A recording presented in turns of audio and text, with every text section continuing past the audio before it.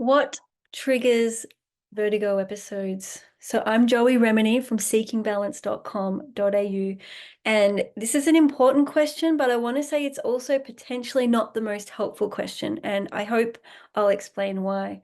So sometimes we do not know what triggers vertigo episodes, and going down that rabbit hole of trying to get all the certainty and being very outcome focused and looking for those finite details can further perpetuate, because it is quite a stressful process. There's a lot of uncertainty, and we may never get a clear diagnosis or really understand. It can really lead into building more of the trauma and the chronic stress and the fight, flight, freeze, fawning patterns of not wanting to sense and feel what we feel. So in any moment that we feel dizziness or vertigo, part of the recovery process and part of returning back into our wholeness is feeling what we feel.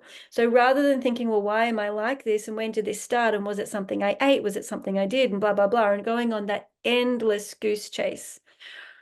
Sometimes we just need to sit, pause, and feel it. And this could also be standing, pausing, and feeling it. Doesn't matter what body position you're in, but literally allowing yourself to access more of your proprioceptive system, to feel in your body scan, head to toe, what you are sensing and feeling as that vertigo and dizziness is happening, will help the body to rearrange those neural patterns and more quickly come to steadiness and stability. So part of overriding vertigo and dizziness, if you have those persistent neurological pathways firing and wiring, so you have the persistent vertigo, persistent dizziness, you're not sure why, it's coming and going, it's intermittent, it's half the day, most of the days, every other day. If there is that mapping in your system, we need to teach the body how to recalibrate and rezone into new maps of steadiness, groundedness, feeling centered, even clear-headed, clear thinking. So part of it is about not multitasking as much, not putting the body under as much duress physiologically. And sometimes I use the analogy of your computer or your phone and like how many apps are open, how many tabs are open. So as you're going through your day, the brain is juggling a lot of information, relational, emotional, thinking ahead into the future, navigating the past and digesting what's happened, and the basics of getting our daily needs met and attending to tasks, being on computers, doing this, doing that.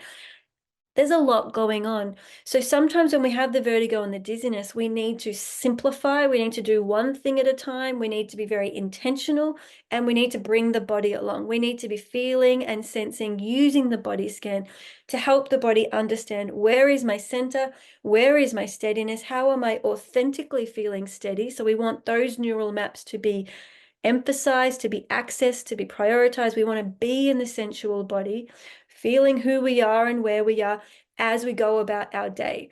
So I hope you can see now why searching for what triggers my vertigo is sometimes a little bit of a distraction and it's misleading.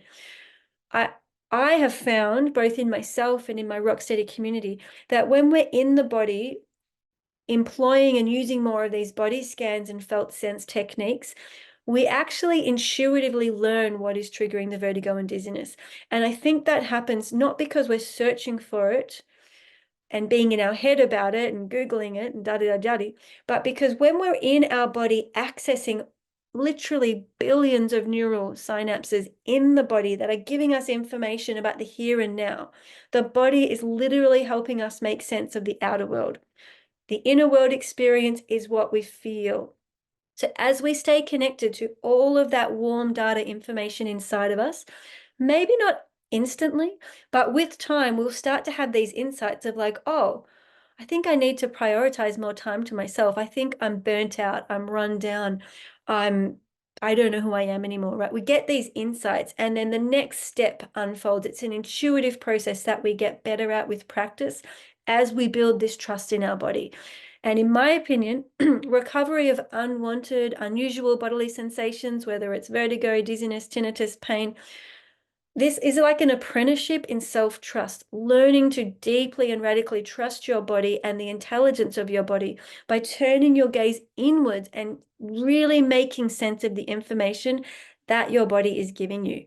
Every neural signal that you experience is designed by your body for you to feel, no matter how subtle, no matter how intense. So when we pause, turn our gaze inwards and feel through the experience, the intuitive body, so part of your subconscious is working here, actually it has the time and space to make sense of the overall experience.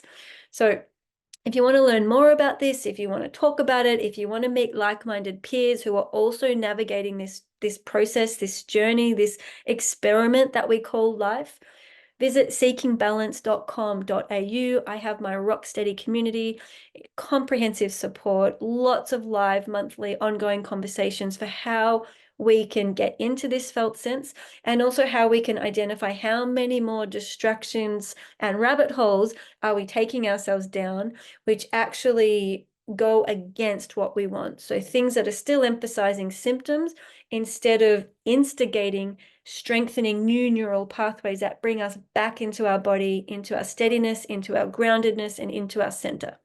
So it's a really beautiful, quite life-changing process. Rocksteady is the home and the community and the support platform for you to learn, to experiment. So visit seekingbalance.com.au, and it's a bye for now.